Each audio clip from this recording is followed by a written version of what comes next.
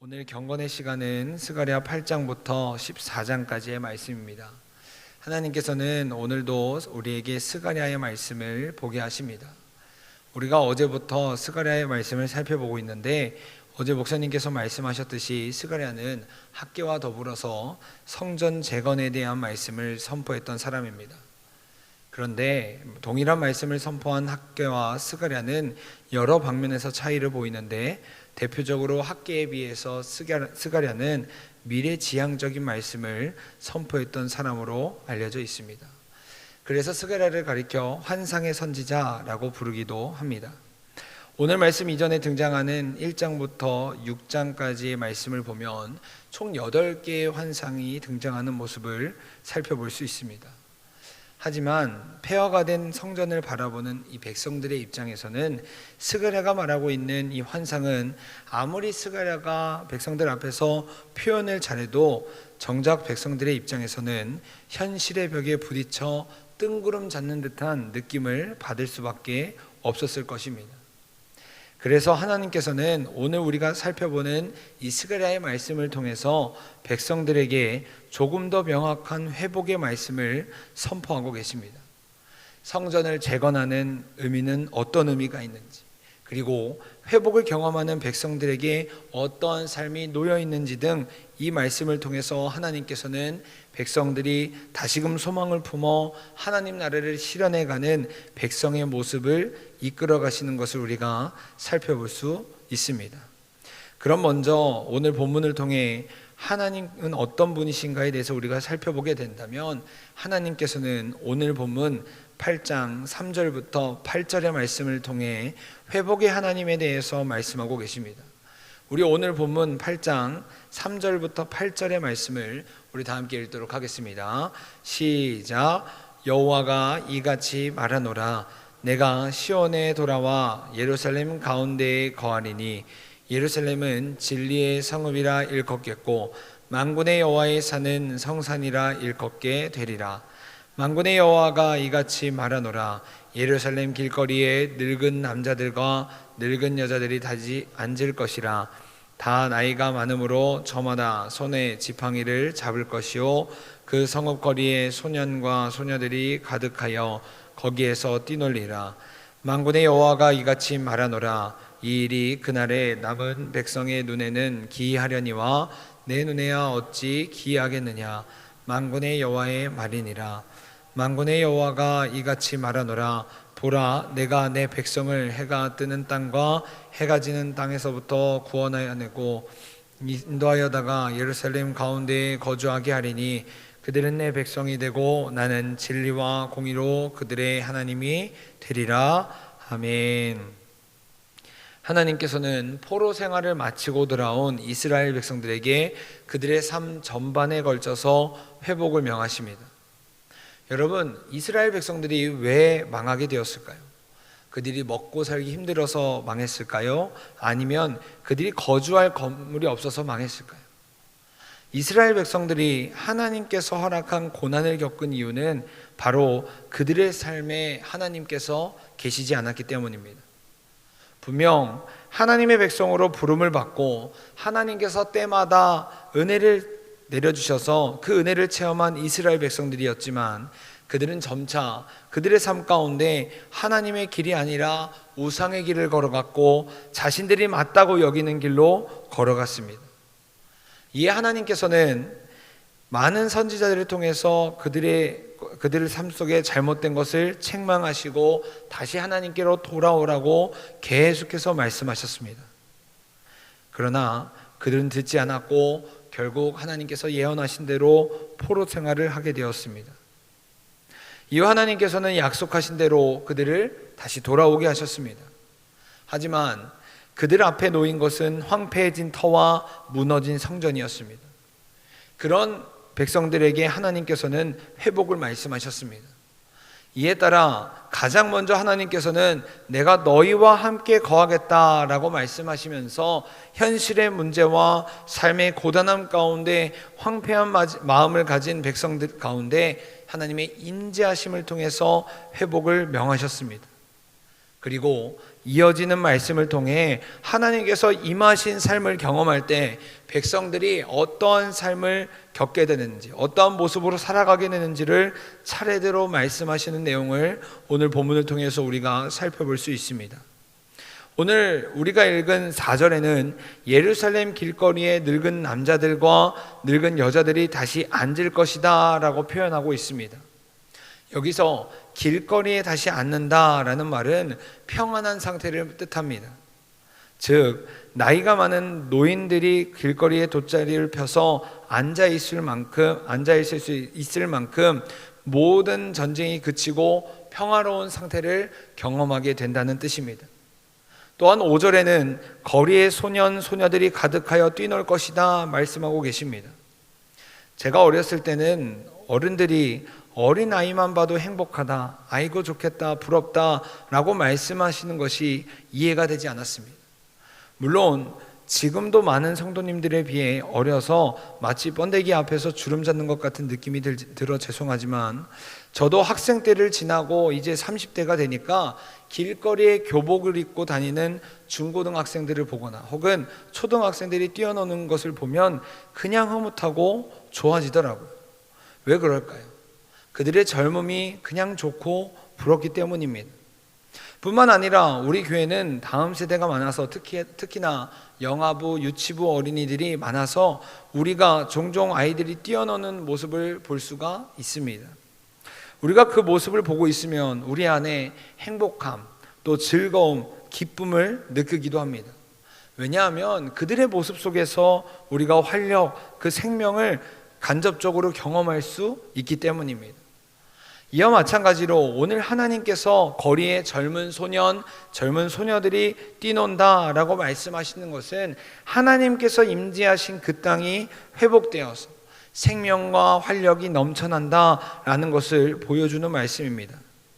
그리고 이어서 등장하는 6절에서 하나님께서는 이런 회복이 백성의 눈에는 기이할 것이다 라고 말씀하십니다. 여기서 기이하다라는 단어의 뜻 안에는 이해하기 어렵다, 기적이다 라는 뜻을 가지고 있습니다. 다시 말해 하나님의 회복이 우리의 생각과 시선에는 말이 안 되는 것 같고 불가능한 것 같아 보이지만 하나님의 시선에서는 그것이 전혀 이상하지 않다라는 의미입니다. 이처럼 하나님께서는 백성의 삶 가운데서 임하셔서 회복해 하시는 분이시라는 것입니다. 사랑하는 여러분, 우리의 삶도 당시 이스라엘 백성들과 똑같지 않습니까? 때론 우리도 현실의 벽 앞에서 나를 가로막는 문제 앞에 이스라엘처럼 낙심하고 절망감에 빠질 때가 있다라는 것입니다. 분명 이스라엘 백성들도 처음 포로 귀환을 할 때는 그 안에서 희망찬 모습이었을 것이고 열정이 가득했을 것입니다. 하지만 이내 현실의 벽에 부딪히게 되었습니다. 그래서 우리도 종종 어려워진 마음과 절망적인 상황 앞에 때로 하나님께서 안 계신 것 같고, 하나님 왜 나는 이런 일을 겪어야 하는 것입니까? 이제 문제가 끝났으니까 내 앞에 꽃길만 걸어가야 하지 않습니까? 왜 그런데 우리의 삶 가운데 문제가 계속 생기는 것인가요? 라고 질문할 때가 종종 있는 것 같습니다. 그러나 사랑하는 여러분, 하나님께서는 사랑하는 자신의 자녀의 한 번 붙잡은 손을 절대 놓지 않으시는 분이십니다. 그리고 이스라엘 백성들의 삶을 회복시키신 것처럼 우리의 삶도 우리의 문제도 회복시키시는 분이 바로 우리 하나님인 줄 믿습니다. 그리고 하나님께서는 그 회복의 첫걸음이 바로 하나님의 임재를 경험하는 것이다 라고 오늘 말씀을 통해 우리에게 분명하게 말씀하고 계십니다. 여러분, 우리가 다 알고 있듯이 하나님께서는 구약과 달리 우리의 몸이, 오늘날을 살아가는 우리의 몸이 하나님께서 거하시는 성전이다 라고 분명하게 말씀하십니다. 사실 우리의 대부분의 문제는 바로 마음의 문제일 때가 많습니다. 그런데 우리가 하나님의 임재 안에 거하고 주님께서 우리 안에 함께 하신다는 그 확신을 경험하게 되면 하나님께서 주신 그 평안함으로 말미암아 우리는 더 이상 우리 앞에 있는 문제를 문제로 바라보지 않을 능력을 경험할 수 있게 됩니다. 이를 잘 보여주는 인물이 바로 창세기 26장에 등장하는 이삭이라는 인물입니다. 이삭이 아버지로부터 독립을 하게 되면서 시작하는 창세기 26장에는 이삭이 주변 사람들로부터 어려움을 겪는 모습을 보여주고 있습니다. 그런데 그때마다 이삭은 아무런 대꾸나 다툼 없이 또 자리를 옮기면서 하나님의 인도하심 가운데 거하는 모습을 우리에게 보여줍니다. 다시 말해 이삭이 하나님께 사로잡혀 하나님의 임재 안에 거하니까 자신에게 놓여진 문제가 문제로 여겨지지 않았다는 것입니다. 이처럼 하나님의 성전인 우리도 하나님 임재 안에 거할 때 우리 앞에 놓인 문제로부터 자유할 수 있게 되며 주님께서 허락하신 그 삶 속에서 회복을 경험할 수 있게 된다는 것입니다. 그러므로 바라기는 우리 모두가 날마다 주님의 전으로서 하나님의 임재하심을 경험하기 위해 더욱 힘쓸 수 있길 간절히 바랍니다. 그리하여 주님과의 관계가 더욱 회복되고 그로 인해 우리의 모든 문제 가운데 마음을 빼앗기는 것이 아니라 하나님께서 주시는 절대적인 평안함으로 모든 문제 속에서도 자유함을 경험할 수 있길 간절히 원합니다. 계속해서 하나님께서는 오늘 본문 8장 16절과 17절의 말씀을 통해 우리가 순종해야 할 명령을 대해서 말씀하고 계십니다. 우리 8장 16절부터 17절까지의 말씀을 우리 다 함께 읽겠습니다. 시작. 너희가 행할 일은 이러하니라. 너희는 이웃과 더불어 진리를 말하며 너희 성문에서 진실하고 화평한 재판을 베풀고 마음에 서로 해하기를 도모하지 말며 거짓 맹세를 좋아하지 말라. 이 모든 일은 내가 미워하는 것이니라. 여호와의 말이니라. 아멘. 하나님께서는 이스라엘 백성들 안에 깨어진 공동체에 대해서 계속해서 말씀하셨습니다. 하나님께서는 하나님의 백성들이 자신들의 이익만을 위해 타인을 속이고 타인의 어려움을 돌보지 않는 모습을 원하시지 않았습니다. 이는 오늘날을 살아가는 우리 역시 동일합니다. 오늘날 우리가 속한 한국교회는 어려움을 겪고 있습니다. 얼마 전 제가 살펴본 통계에 따르면 한국 사회 안에서 당신은 기독교를 얼마나 신뢰하냐라는 질문 안에 70% 이상이 절대 신뢰하지 않는다 혹은 신뢰하지 못한다 라고 대답했습니다. 그런데 그 이후에는 다양한 의견들이 있었는데 그 중에서도 상위권에 있는 대답이 바로 기독교인들의 말과 행동이 다르기 때문이라고 대답했습니다. 과거 한국교회는 유례 없는 부흥을 경험했던 곳이었습니다. 그러나 과거의 영광을 뒤로한 채 지금은 많은 사람들에게 때로는 지탄을 받고 있는 시간을 보내고 있습니다. 그런 우리에게 하나님께서는 공동체성을 회복해야 한다라고 말씀하십니다. 여기서 말하는 공동체성의 회복은 교회 안에서 끼리끼리 모여라 라는 의미가 아닌 삶 속에서 우리의 말과 행동이 일치하는 모습을 보여야 한다는 것입니다. 하나님은 사랑이다 라고 고백하는 우리의 삶 속에 진정한 사랑이 흘러나가고 하나님 나라를 외치는 우리 안에 하나님 나라가 실현되는 그것을 보면서 삶으로 보여주는 것이 바로 우리의 믿음을 사람들에게 보이는 것이고 사람들 안에서 깨어진 그 공동체성을 회복하는 길이라는 것입니다.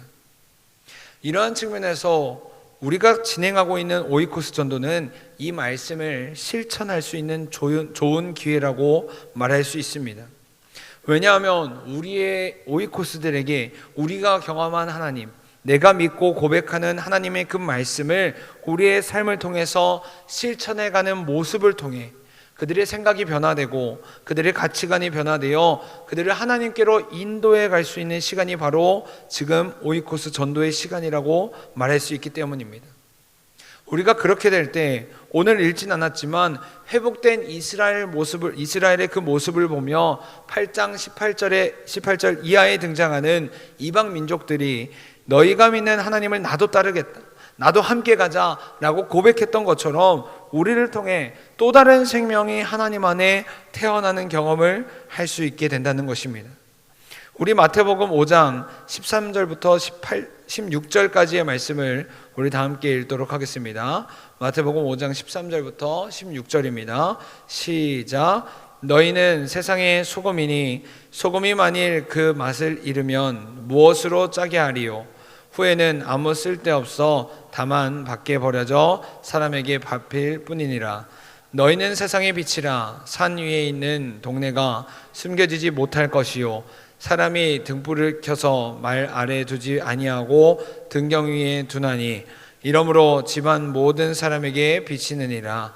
이같이 너희 빛이 사람 앞에 비치게 하여 그들로 너희 착한 행실을 보고 하늘에 계신 너희 아버지께 영광을 돌리게 하라.